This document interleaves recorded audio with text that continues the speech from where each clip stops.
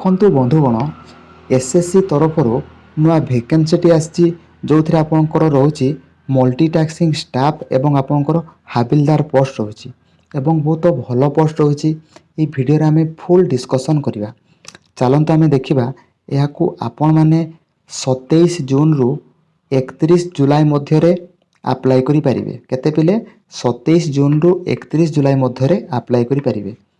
तापर देखंतु आपणकर ये कंप्यूटर बेस एग्जामटी हे पिले कौन कंप्यूटर बेस एग्जामटी हे आपणकर अक्टोबर रु नवेम्बर मास भितर आपणकर एग्जामटी रहिबो सरी पिले। तापर चलंतु आपणकर वैकेंसी केते रही चलंतु देखिबा। वैकेंसी बहुत भलो वैकेंसी रही देखंतु गत वर्ष अपेक्षा बहुत भलो वैकेंसी अछि पिले। एमटीएस रे रही पिले 4887 वैकेंसी एवं आपणकर हाबिलदार रही पिले 3439 गोटी वैकेंसी रही।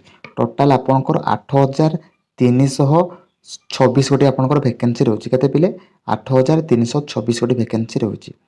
तापर देखंतु आपणकर एज रिलैक्सेशन केते दोची देखंतु आपणकर एसटीसी मानकर दोची पिले 5 वर्ष एवं आपणकर ओबीसी पिलांको दोची पई 3 वर्ष पिले।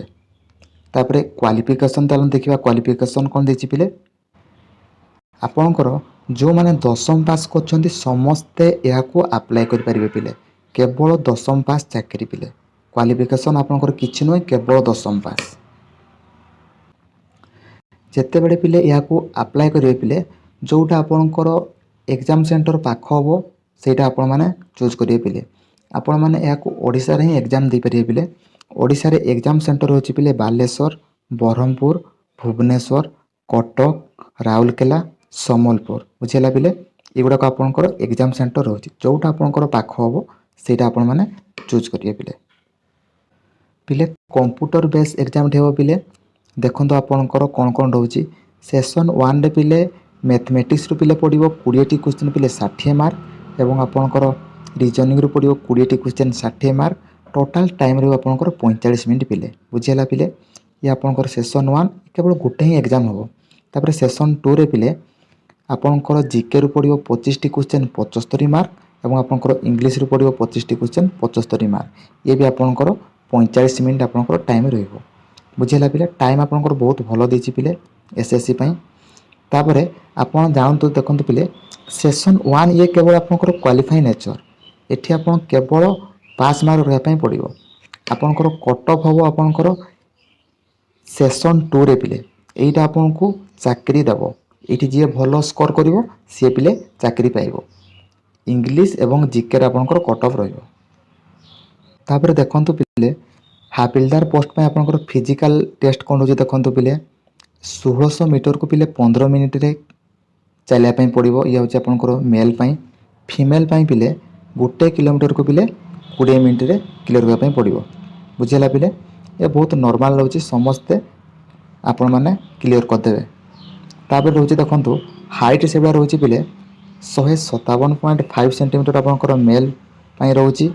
आपणकर चेस्ट रहउची पिले 81 सेंटीमीटर एवं 5 सेंटीमीटर पिले एक्सपेंशन करिया पई पडिबो।